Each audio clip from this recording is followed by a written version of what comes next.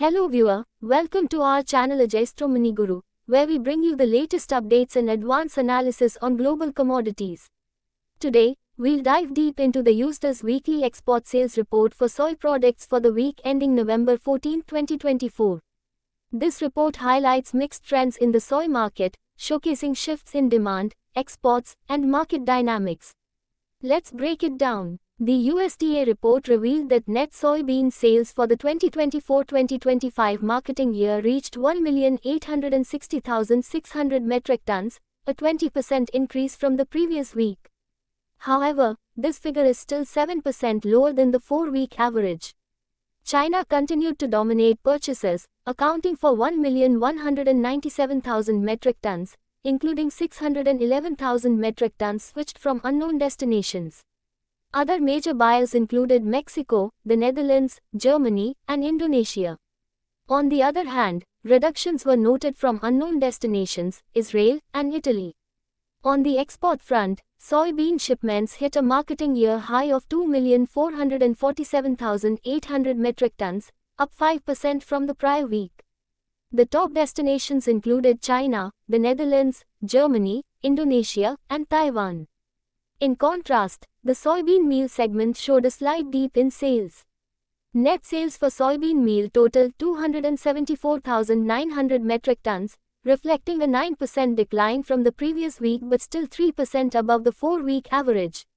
Major buyers included Mexico, the Philippines, Denmark, and the Netherlands, while reductions were noted from unknown destinations in Vietnam.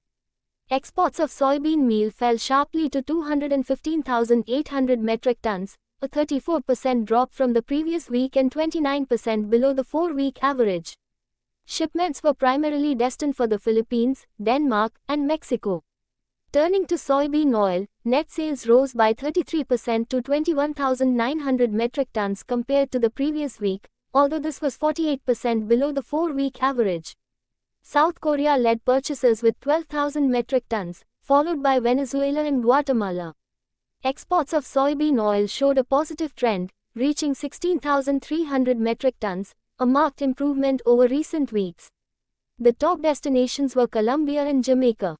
The report also noted some key adjustments, including a correction of 134,747 metric tons in accumulated soybean exports, initially reported for the Netherlands but rerouted to Germany.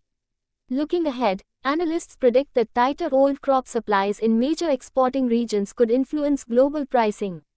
Increasing demand from China and steady soybean oil exports suggest a positive outlook for soy exports. However, subdued buying activity may continue to pressure soybean meal exports. This week's USDA report underscores the dynamic nature of global soy trade, with shifting demand patterns and logistical adjustments shaping market trends. As we move forward, these trends will play a significant role in determining the global pricing and trade outlook for soy products. Thank you for tuning in to Ajastro Mini Guru.